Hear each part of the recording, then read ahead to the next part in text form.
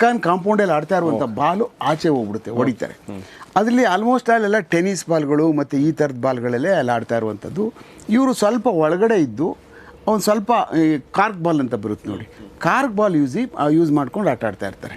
ಅದರಲ್ಲಿ ರಿಜ್ವಾನ್ ಇರ್ತಾನೆ ಅವ್ರ ಜೊತೆ, ಆಮೇಲೆ ಒಡ್ಡು ಇರ್ತಾನೆ, ಎಲ್ಲ ಅಂದರೆ ಅವರ ಮನಸ್ಥಿತಿಗೆ ತಕ್ಕಂಥವರೆಲ್ಲ ಹುಡುಗರುಗಳು, ಒಳ್ಳೆ ಒಳ್ಳೆ ಇವರು ಹುಡುಗರುಗಳು, ಮುಜಾಮಿಲ್ಲು, ಆಮೇಲೆ ಶಾಕೀರು, ಆಮೇಲೆ ಇನ್ನೊಬ್ಬ ಸುಹೇಲ್ ಅಂತ ಹೇಳ್ಬಿಟ್ಟು ಅಂತ ಇವರು ಒಂದಷ್ಟು ಜನ ಸೇರಿಕೊಂಡು ಕ್ರಿಕೆಟ್ ಆಡ್ತಾ ಇರ್ತಾರೆ. ಇದೆಲ್ಲ ರೌಡಿಗೆ ಸಂಬಂಧಪಟ್ಟದ್ದಲ್ಲ, ಅಲ್ಲ ಇದುವರೆಗೂ ಅವ್ರ ಫೀಲ್ಡು ಅಲ್ಲಲ್ಲೇ ಆ ಇನ್ಸಿಡೆಂಟ್ಗಳನ್ನ ನೋಡ್ಕೊಂಡು ಬಂದವ್ರು ಅಷ್ಟೇ.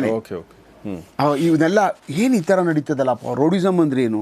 ಅವತ್ತೊಂದು ದಿವಸ ಹೇಳಿದ್ನಲ್ಲ ನಾನು, ಶಿವಾಜಿನಗರದಲ್ಲಿ ಕಣ್ಣುಗಳು ಕೆಲವಷ್ಟು ನೋಡ್ದು ಅಂದ್ಬಿಟ್ಟು ಅಂತ, ಅದರಲ್ಲಿ ಯಾರೋ ಇದ್ರಲ್ಲಿ ಒಬ್ಬರು ಇಬ್ಬರು ಅದನ್ನು ಕತ್ತರಿಸ್ಬೇಕಾದದ್ದು, ಸಾಯಿಸ್ಬೇಕಾದದ್ದು, ಕೊಂದಾಕದ ರೀತಿ ಅದನ್ನು ಹಾಕ್ಕೊಂಡು ಆ ಒಬ್ಬ ಮನುಷ್ಯ ಇದರಲ್ಲಿ ವಿಟ್ನೆಸ್ ಆಗಿರ್ತಕ್ಕಂಥವ್ರು ಇದ್ದಾರೆ. ಅದೇನಾಗಿದೆ, ಅವತ್ತು ಆಟ ಆಡಬೇಕಾದಾಗ ಆ ಬಾಲ್ ಒಬ್ಬರು ಆಚೆ ಹೋಗ್ಬಿಡುತ್ತೆ, ಒಂದು ಕಾರ್ಕ್ ಬಾಲು ಹೋಗಿ ಬಲವಾದಂಥ ಏಟ್ ಬಿದ್ದುಬಿಡುತ್ತೆ ಹೊರಗಡೆ. ಬಿದ್ದಾದ್ಮೇಲೆ ಏನಾಗೋದು, ಹಾಸ್ಪಿಟ್ಲಿಗೆ ಅಡ್ಮಿಟ್ ಆಗ್ತಾನೆ. ಹಾಸ್ಪಿಟ್ಲಿಗೆ ಅಡ್ಮಿಟ್ ಆದಮೇಲೆ ಅವನೊಂದು 15 ದಿವಸ ಹಾಸ್ಪಿಟ್ಲಲ್ಲಿ ಇರ್ತಾನೆ. ಆಮೇಲೆ ಫಸ್ಟ್ ಕೋಮಾದಲ್ಲಿ ಇರ್ತಾನೆ, ಆಮೇಲೆ ಈಚೆ ಬರ್ತಾನೆ. ಅಲ್ಲಿ ಅಲ್ಸೂರ ಇದ್ರ ಕೆರೆ ಹತ್ರ ಒಂದು ನರ್ಸಿಂಗ್ ಹೋಮ್ ಇತ್ತು, ಒಂದು ಭಾರತಿ ನರ್ಸಿಂಗ್ ಹೋಮ್ ಅಂತ, ಅದರಲ್ಲಿ ಅಡ್ಮಿಟ್ ಮಾಡಿರ್ತಾರೆ ಅವನಿಗೆ.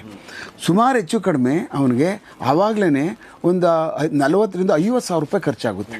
ಅಂದರೆ ಈಗ 4-5 ಲಕ್ಷ ರೂಪಾಯಿ